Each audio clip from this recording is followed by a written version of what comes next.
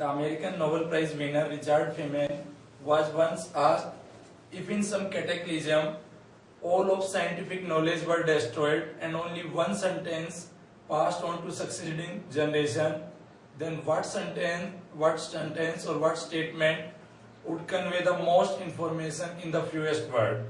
And the answer was, everything is made up of atoms. So what is an atom? Atom is the smallest unit of an element which carries all the properties of element. So the definition of an atom is smallest unit of an element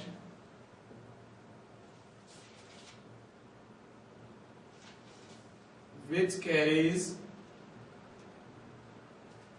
all the properties or all the characteristics of atom. Now we know that atom is divisible and atom have electron, protons and neutrons within it, but neither electron alone or proton alone or neutron alone carries all the properties of element. So atom is the smallest unit of an element which carries all the properties of atom. Now we will study various atomic models throughout the history. So the atomic model throughout the history, the various atomic models proposed by various scientists and physicists throughout the history. First we will study the Greek model. In this we have two models, Democritus model and the other one is Aristotle's or Plato's model. Then we have Dalton's atomic model,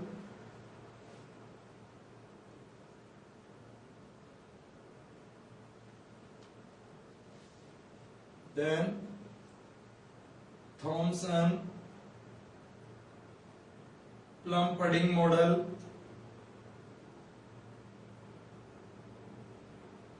then we have Rutherford's model,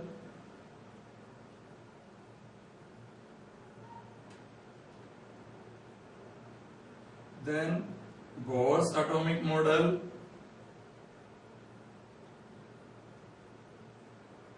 and finally we have de Broglie wave model. After de Broglie wave model we have Schrodinger wave equation and the modern model of atoms, but we will confine our study from Democritus model to de Broglie wave model.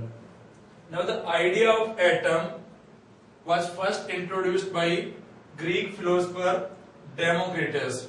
According to Democritus, he believed that each kind of matter could be subdivided into smaller and smaller bits until one reached the very limit beyond which no further division was possible, and the smallest bit is known as atoms. But the idea of atoms given by Democritus was ignored because of the Aristotle and Plato. According to Aristotle and Plato, they have very different model, and according to them, all things are consist of four elements, namely earth, air, fire and water. Later on, they introduced the fifth element known as ether. So according to Aristotle and Plato, all things are consist of these four elements. So the atomic model given by Democritus was ignored because due to the greater influence of Aristotle's ideas and Plato ideas. So the idea of atomic model, the ideas of atom, which was first given by Democritus, was ignored for more than 2000 years unless Dalton's provide again the atomic model. So Dalton's atomic model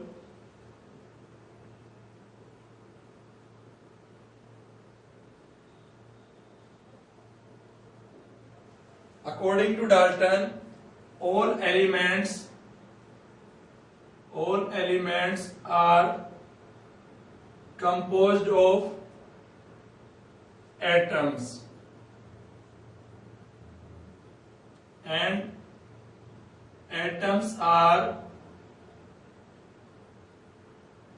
indivisible and indestructible. Means we cannot break atoms further. Atoms is the smallest unit. According to Dalton, atoms of same element are alike and that of different elements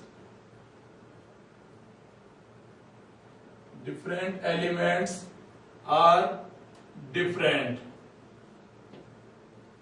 Also, according to Dalton's, the compounds are forming by joining of two or more elements. That is, the formation of compounds take place by joining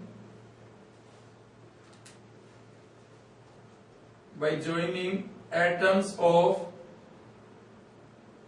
two or more elements. Initially, the Dalton's atomic model was quite successful in explaining various phenomena, but later on this model was discarded, and the main reason of failure of this Dalton's atomic model is that in 1897 the electron was discovered by J.J. Thomson, and according to J.J. Thomson, this electron is emitted by the atom. It means atom is not the smallest unit, atom is not indivisible, atom is not indestructible, atom can be divisible, and atoms consist of smaller bits. One of them is electrons. So atoms are not indivisible. Later on, it is also found that atoms of same elements are not alike. For example, consider the hydrogen, deuterium and tritium. In these, all have one electron and one proton, but it have 0 neutron, that is hydrogen. It have 1 neutron and it have 2 neutron. Means they are isotope.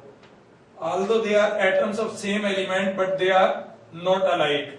So, and the Dalton's atomic model also not confirm the various other aspects. For example, hydrogen spectral line, or it does not verify the Rutherford's, means the experimental result of Rutherford's Goldfoil experiment. So this model was discarded. Then the next model was given by J.J. Thomson, and the model is Plum-Pudding model.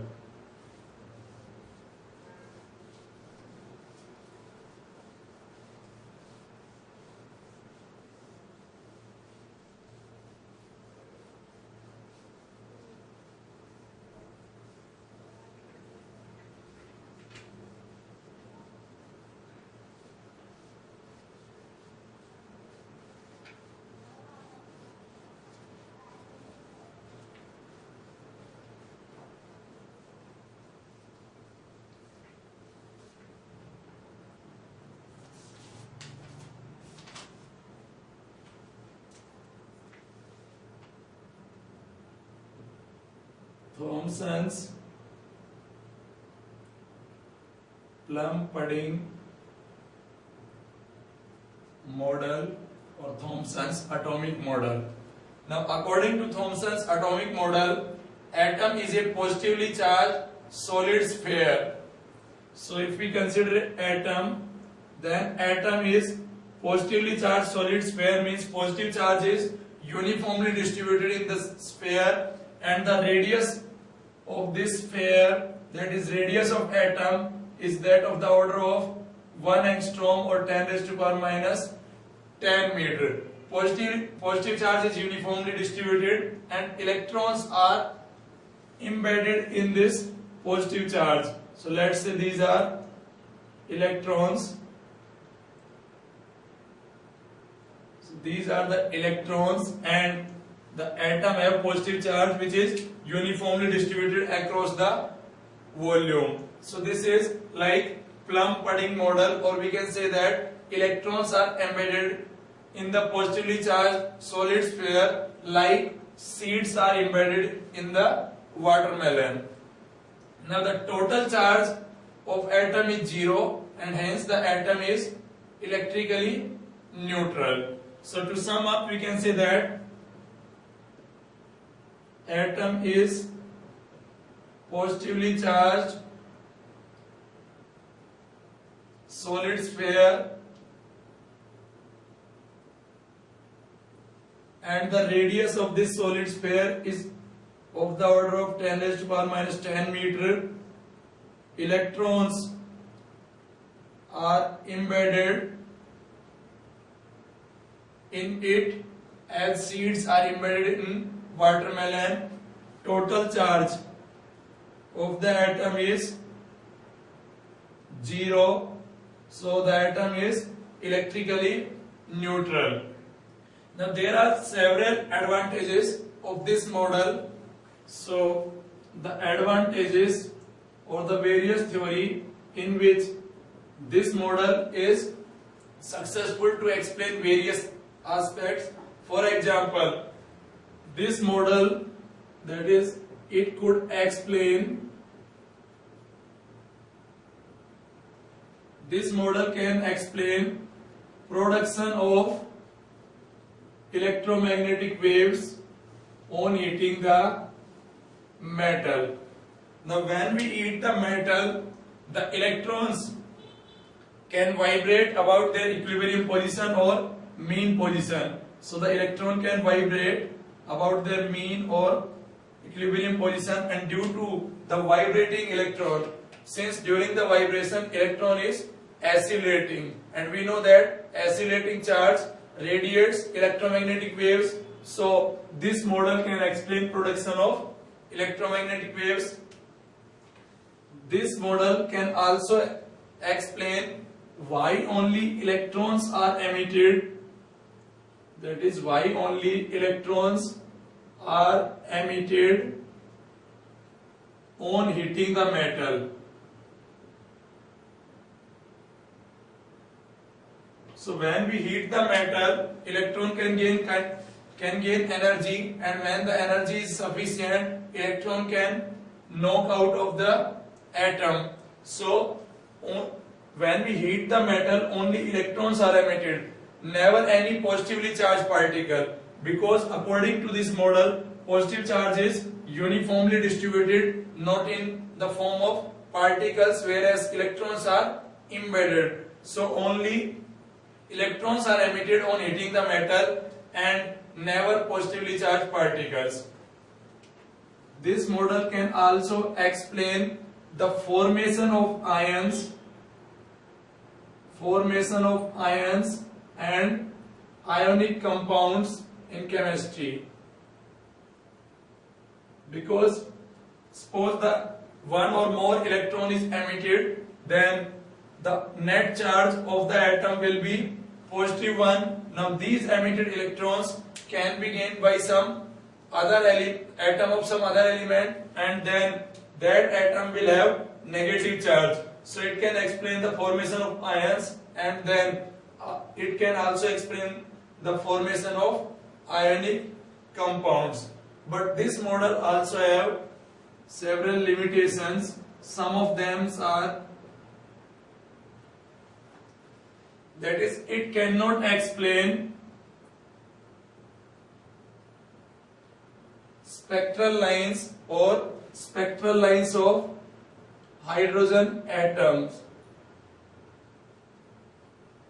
which were discovered before this model, and this model also do not agree with experimental results of Rutherford. after the next model, that is Rutherford's atomic model, this model was also discarded.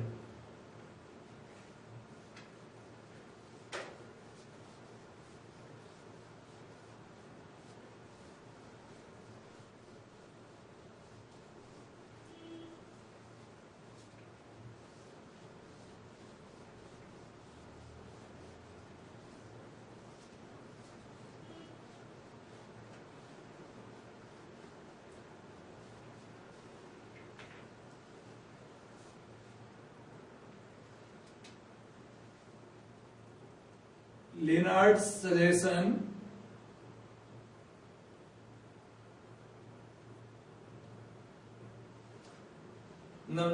Leonard had noted that cathode rays could pass through materials of small thickness almost undeviated. That is, if we have some material of small thickness and if cathode rays are coming like in this manner, cathode rays are nothing but the beam of electrons. So Leonard noticed that the most of the cathode rays could pass through the through materials of small thickness almost undeviated. Means most of these cathode rays pass through this material undeviated. But if the atoms were solid sphere of uniformly positive charge, then most of the electrons in cathode rays would not be able to pass through them. It means on this basis, on this observation, Leonard suggested that atom must have a lot of empty space, and he also proposed that atom is made of electrons and similar tiny particles having positive charge. So according to Leonard, if we consider the atom, then there is lot of empty space in atom, and according to Leonard, there are positive charge particle as well as negative charge particle in equal amount, so that the net charge is 0. But then this suggestion was discarded because it cannot explain why only electrons were emitted on heating the metal. Because if this is the case, so when we heat the metal, there may also be the emission of positive charge particle.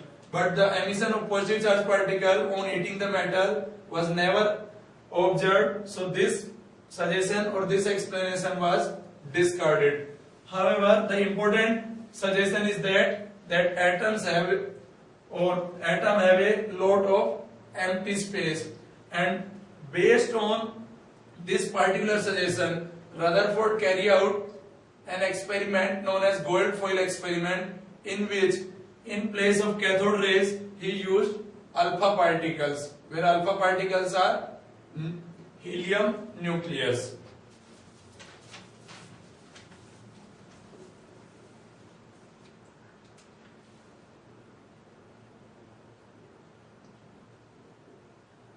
Rutherford's atomic model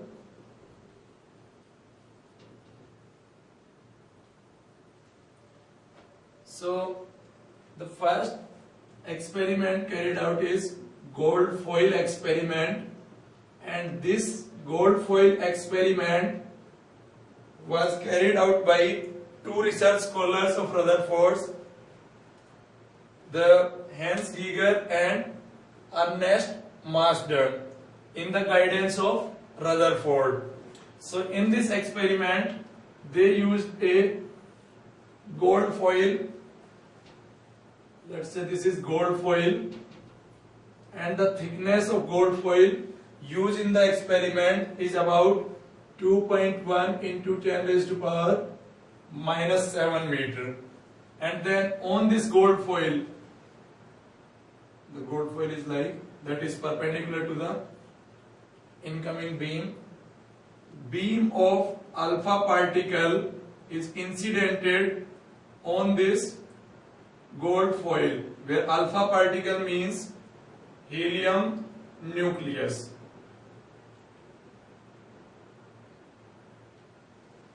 So then these alpha particle, after striking the gold foil experiment, may scattered in various direction. So to observe that, a zinc sulfide screen is used in the surrounding of this foil, that is this is ZNS, zinc sulfide screen. So when these alpha particles scattered by gold foil strikes on ZNS screen, zinc sulfide screen, they illuminates the screen and a mark is left wherever these alpha particles strikes on zinc sulfide screen. Then we have a movable detector and microscope to observe this scattered alpha particle. So this is movable detector and microscope. Now it was observed that most of the alpha ray particle or most of alpha particle pass through without any deviation, means most pass through in straight line. Very few alpha particle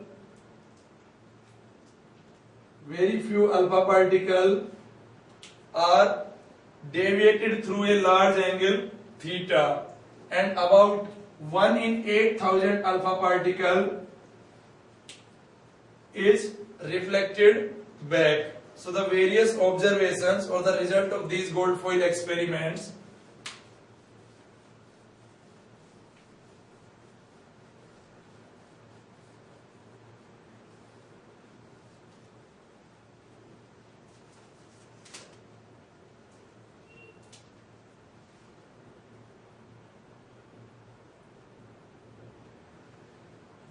of gold foil experiment is that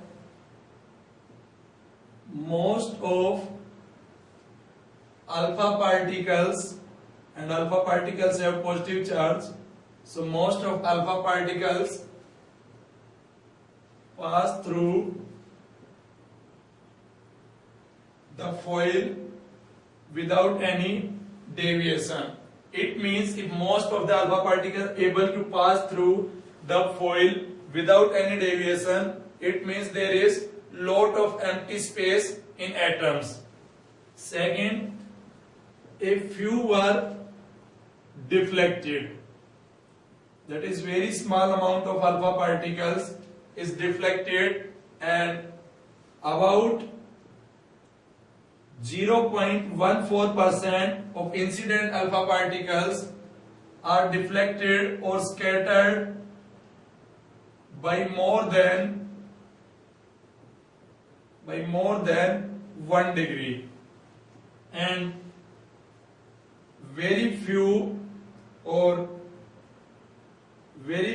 alpha particles were greatly deflected or scattered, that is about 1 in 8,000, that is about 1 in 8,000 alpha particle is reflected or is deflected by more than 90 degree. So if we plot a graph, that is on the y-axis we are taking number of scattered alpha particles, and on the x-axis we are taking the scattering angle, that is the angle through which the particles are scattered, this angle in degrees. Then the graph is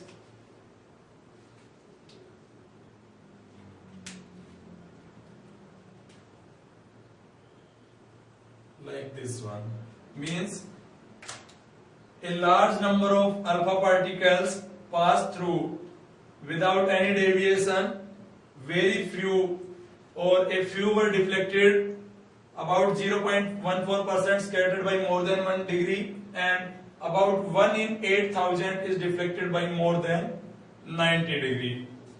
So based on these results, these are the experimental results found in gold foil experiment. So based on these results, the various conclusion that can be made if we consider the gold foil, if we take the front view of gold foil, then let's say this is the gold foil. This is the gold foil and the alpha particles are striking in this manner. So most of the alpha particles are, these are atoms, gold, that is gold atoms. Most of alpha particles are passing without any deviation. It means there is lot of empty space in between the atoms or within the atoms. The second one is very few are deflected. Now the alpha particle have no, means if an alpha particle interact with electron, there is no great deflection. So the deflection in alpha particle caused by some positive charge. It means there is positive charge within the atom and very few were greatly deflected, that is about 1 in 8,000 is deflected by more than 90 degree. It means the positive charge in the atom is concentrated at a particular place, and when the alpha particle strikes at that particular place or comes near to that particular place, it is deflected by more than 90 degree. So based on these observations or based on these results, Rutherford concludes that the entire positive charge is situated at the center of atoms, and the center of atoms where entire positive charge is situated is known as nucleus of the atom. So according to Rutherford, the whole positive charge and also the mass of atom is concentrated in center of the atom, and this region is known as nucleus, and nucleus is very small in comparison to the atom. That is, if we consider the radius or size of nucleus, then the size of nucleus is about 10 raised to power minus 15 meter, where size of atom is 10 raised to power minus 10 meter. So there is lot of empty space and the whole positive charge and mass is concentrated in at the center. The region is known as nucleus. So based on these results and then these conclusions, Rutherford provides his atomic model